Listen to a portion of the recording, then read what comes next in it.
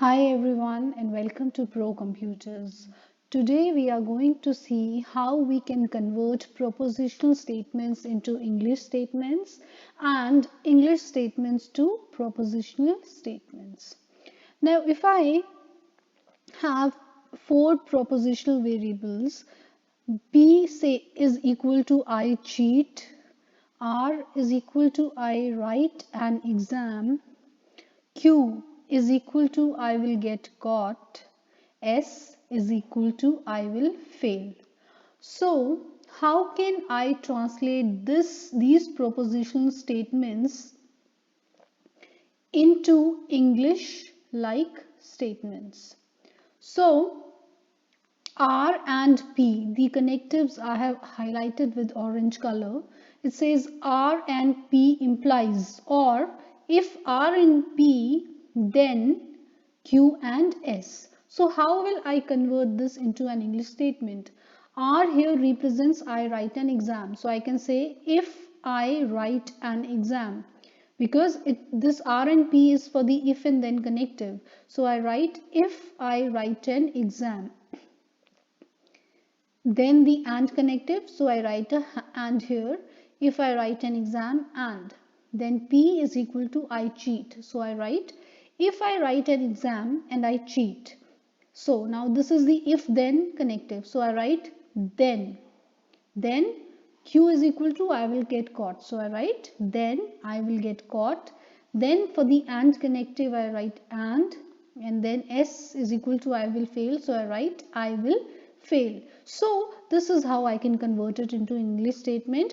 If I write an exam and I cheat, then I will get caught and I will fail. And similarly for other propositional statements. Now we will see how we can translate an English statement into propositional statement. Here it says if James does not die, then Mary will not get any money and James' family will be happy. So the list of connectives that I have here, I've already highlighted them with the orange color. So the first thing that I need to do is find out the list of connectives in the English statement. So my connectives here are if, not, then. So if then is one connective. So it is if then, not, and. So basically how many connectives do I have here? If then is connective number 1, not connective number 2, another not connective number 3, and connective number 5. So total I have 5 connectives over here. So first of all I will list out all the connectives in the order of their occurrence. So first of all I have the not connective, the if then follows after that, then another not, and then and connective. So we all know that the not connective is denoted by the negation symbol, the if then by the arrow symbol, and the and by this symbol. Okay, now I will, to each statement I will assign a propositional variable. So if I say if James does not die is one statement. So I say P equals to James die. Now I could have written here P equals to James does not die. But why did I write James die? Because to apply the negation symbol I should have a positive affirmation.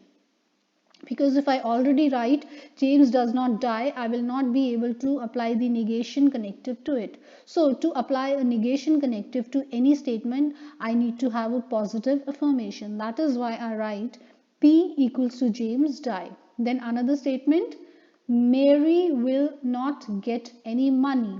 So again here to apply a positive affirmation, I write Mary will get money. James' family will be happy. So here I write R equals to James' family will be happy. So now to these list of connectives, I will apply these propositional variables. So the first it says James does not die. So that means James die. If P equals to James die, then negation of P will be James does not die. Then, so the if then connective, then Mary will not get any money. So if Q equals to Mary will get money. So negation Q will be Mary will not get any money. So negation P, if negation P, then negation Q. Then it says and, so the connective and.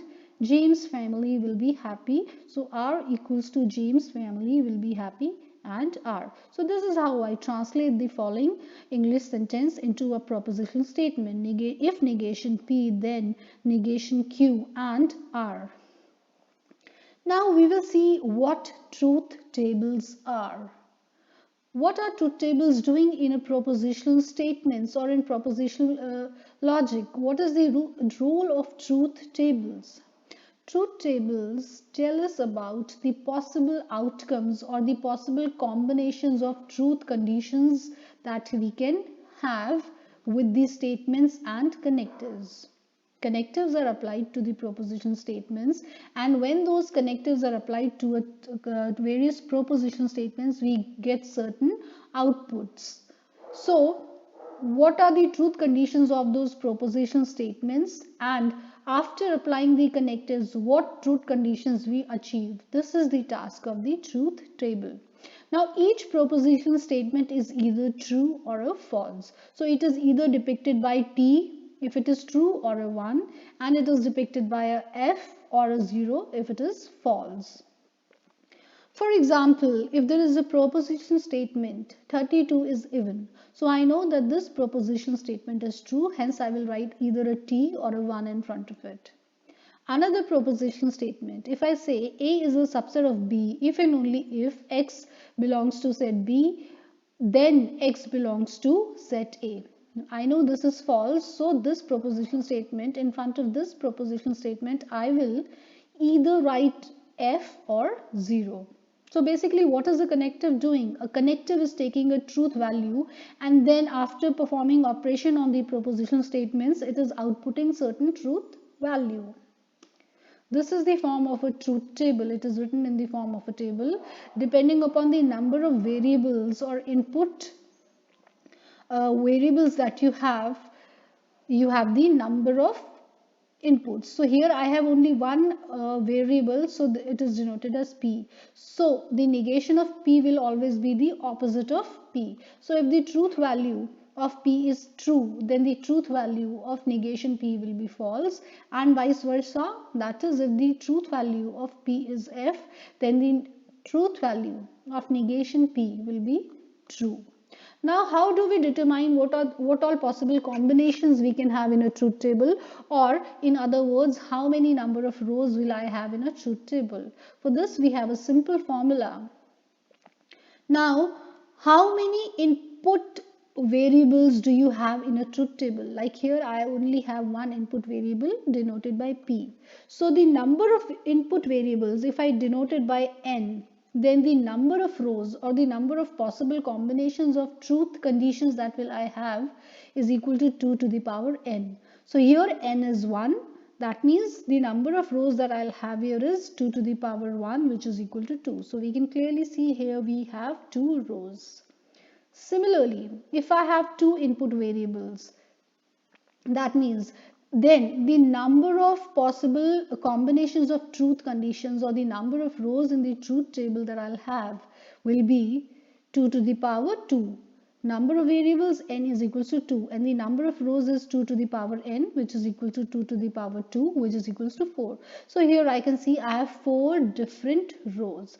Now the possible combinations that I can have is for first row, for the first column, that is for the first input variable 1 1 0 0, then for the second column or the second input variable 1 0 1 0, and the result of this P and Q. The AND connective gives you a truth value true or 1 only if both the input variables are true. Otherwise, it will give you a truth value 0. So here P and Q are 1 in the first row. So P and Q, the result of P and Q is 1. In rest all the rows it is 1 0, so 0, 0 1, so 0, and 0 0, so a 0.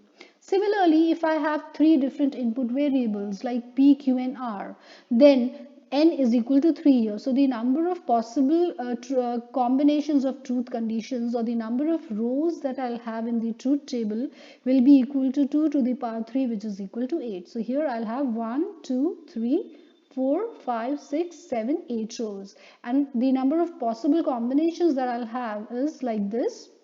In the first column, I have 1, 1, 1, 1, 0, 0, 0, 0.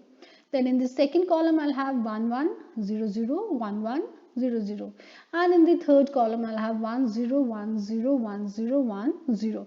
So like this, as many input variables you have, depending upon that, the number of rows and possible combinations of truth conditions you will have. Again, we have the AND operation on these three variables, that is P and Q and R. So in case of the AND connective, the result of the AND connective is true only if all the input variables are true. So here in the first row, P, Q and R are 1. So the result of P and Q and R will be 1. Rest till all other rows, it is 1, 1, 0. So it will be 0 as P and Q and R will be 0. Then it is 1, 0, 1. So P and Q and R will be 0. Then it is 1, 0, 0. So P and Q and R will be 0. Then it is 0, 1, 1. So P and Q and R will be 0. Then it is 0, 1, 0. So P and Q and R will be 0. Then it is 0, 0, 1. So P and Q and R will be 0 again. And then in the last row it is 0, 0, 0. So P and Q and R will be a 0. So this is how you can make truth tables, and this is how you can have the total number of rows and the possible combinations of the truth conditions depending upon the number of input variables.